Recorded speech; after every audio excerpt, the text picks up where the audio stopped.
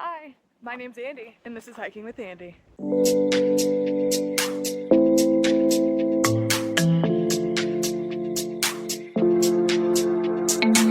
Hi guys, today we're going on a hike. After work, a little special. I did not anticipate that there would be much out here, but I was happily surprised.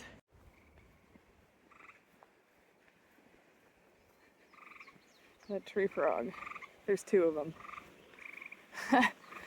It's so funny because if you've listened to any of my other videos, you'll know that actually the frogs that you hear are all male. The female frogs do not call, which I think is pretty cool and didn't know until I learned more about herpetology. But yeah, there's plenty of frogs. And they are not waiting until dusk.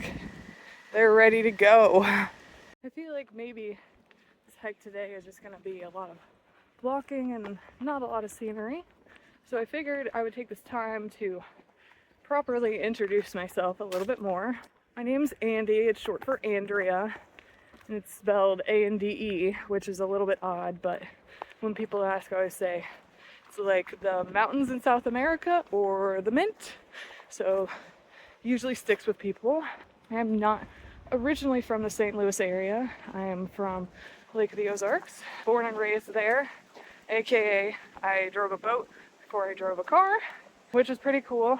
The Lake of the Ozarks has, since I have moved away, when I moved for college and then, moved for my career up to St. Louis, has kind of exploded. The show Ozark came out, which I can tell you is pretty accurate, and there's a lot of cool things about that show that some people might not be happy that they portrayed, but I will say it's pretty accurate. So I grew up with lots of state parks around me, obviously a giant lake, fishing, boating, the whole nine. I will say that I did not start tent camping until I was older. We actually did boat camping. Unique circumstance for me, my dad was an RN in the wintertime, and then in the summertime he was a boat mechanic. So he would find boats that needed a few repairs and flip them, and sometimes during the summer we would get to use them. So I grew up with lots of different boats, and we would camp normally on sort of houseboat, tie up with some friends, anchor, and then spend, the night or a few nights out on the water. To school for environmental science, which was very popular at the time and still is, but is kind of, I wouldn't say dying career, but it is a career that you go into knowing that you probably won't make that much money, unfortunately. I've had some opportunities to work for Missouri Department of Conservation, and unfortunately those jobs do not pay that well. So I came up to St. Louis and started my career in plant science, not having a botany background at all, actually having more of a herpetology background, but I wanted to start my career.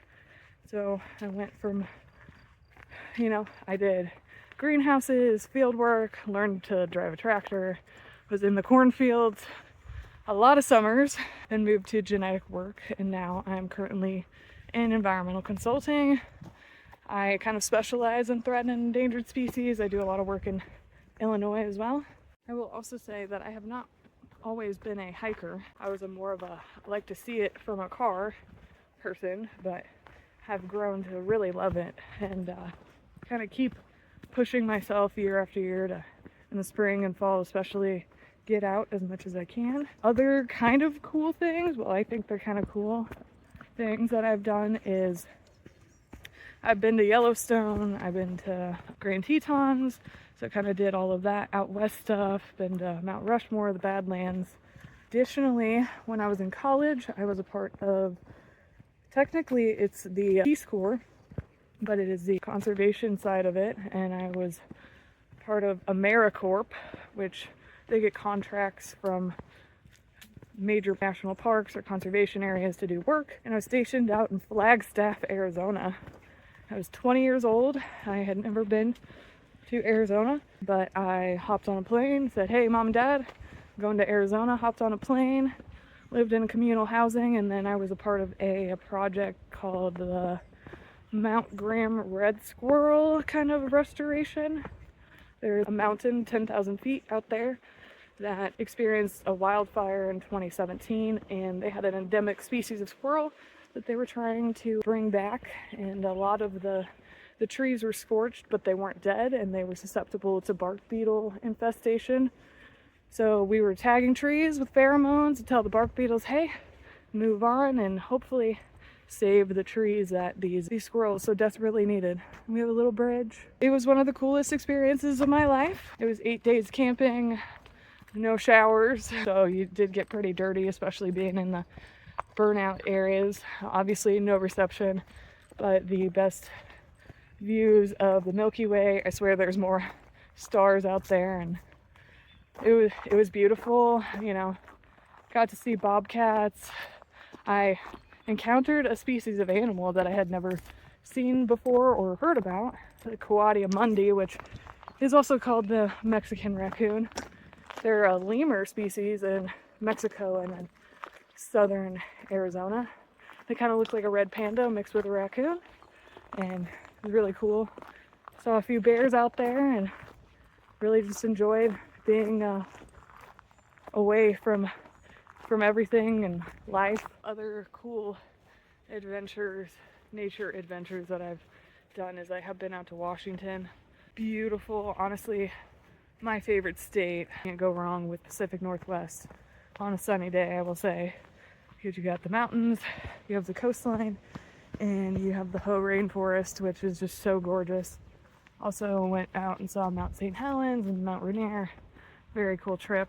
And most recently I went out to, it was actually the Kentucky-Tennessee border, the big South Fork National Recreation Area. And the drive from Missouri, it's about, I think, 7 hours, but you're in 2 different time zones, and you pass through 5 different states. We stayed in Stearns, Kentucky, which was like a little town in the middle of nowhere. And we're staying at this hotel, and there was this little kitty cat that was roaming around, and he was all white, coming from a family of cat lovers. You can imagine what happened next. We did bring him home. He rode 7 hours in the car like a champ, and we decided to name him Fork, which I get a lot of flack for, but it's like fork in the river, not fork like the utensil, but we do use that pretty interchangeably. So went on vacation, saw lots of waterfalls, saw lots of really cool arches, and came home with a cat.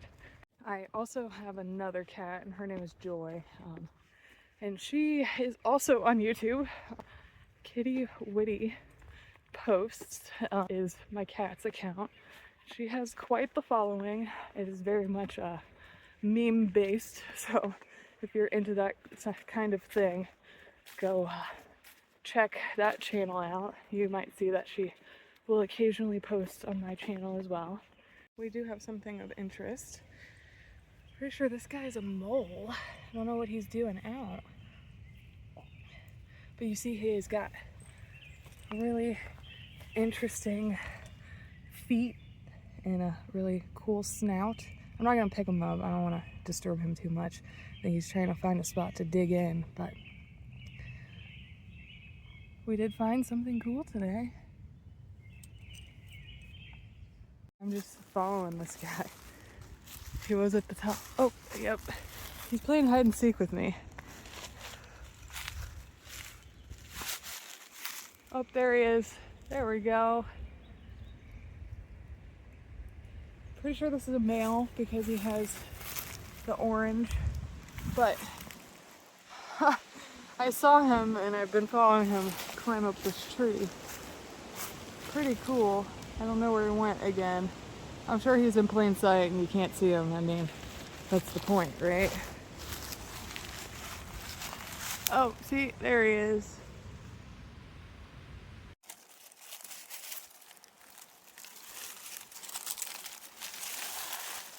Oh, slimy. Slimy. Gotta get him out. Oh, and there's a worm snake. Worm snake. And a slimy salamander.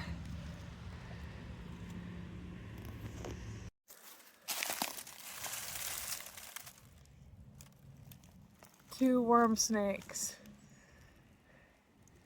Two. One, two. Oh no, it's just one giant one. Darn. Well, I was gonna tell the history of this place, but I have got too much herps that I have flipped here.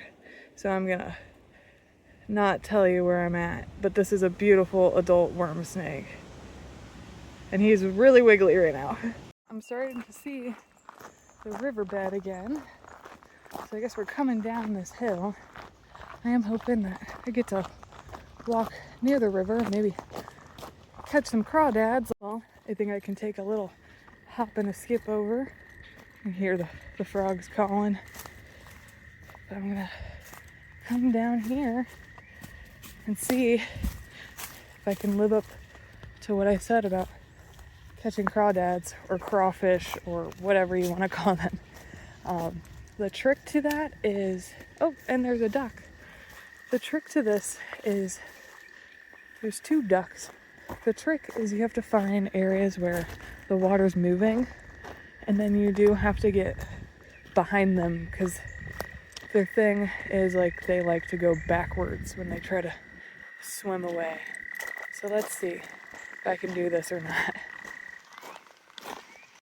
Also lifting up rocks to see where they're at.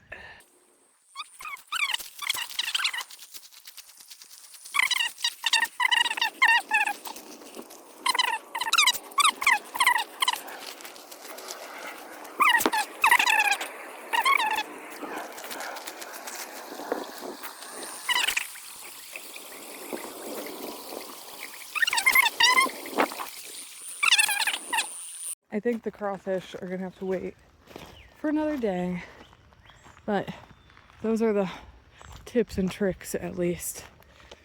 I think I'm getting near the car, or I hope I am at least, because it's starting to, the sun's starting to wind down. There's a bridge and a parking lot, but I don't think it's my parking lot. So oof, let's see how long we got to go. I had to cross the street. Oh, there's a cardinal just sitting by the river. I had to cross the street. Now we're on that other side where it's just kind of all floodplain. I mean, my watch says 4 miles, and the whole thing was supposed to be 3.7. Then All Trail says I still have like a mile to go. So who knows? Who knows when I'll finish? It is getting closer to 7, but it doesn't get dark until later. Oh, and there was a cardinal feather. At least I think it's a cardinal feather because it's red. It's bright red, but very cool. I somehow got off trail, and this is literally called the creek connector to the trail I was supposed to be on. So that is true. It is a creek connector. Let's just hope I don't completely soak myself, which I think I'll be fine. And it's right at the end, so I've made it almost back to the car. A 3.75 mile hike has now turned into almost 5. We're at 4.8. I'm sure I'm gonna hit 5. But I figured this is a good place to sign out to you guys since I'm still in the pretty wilderness. But thank you again for coming along with me today. I'm glad that we found some cool stuff. I was really kind of bummed for a little bit. I was like, man, there's just nothing going on in this like kind of woodland area. But it all seemed to work out. Nature always seems to find a way. So please like, subscribe, all of the things. And I will see you in the next one.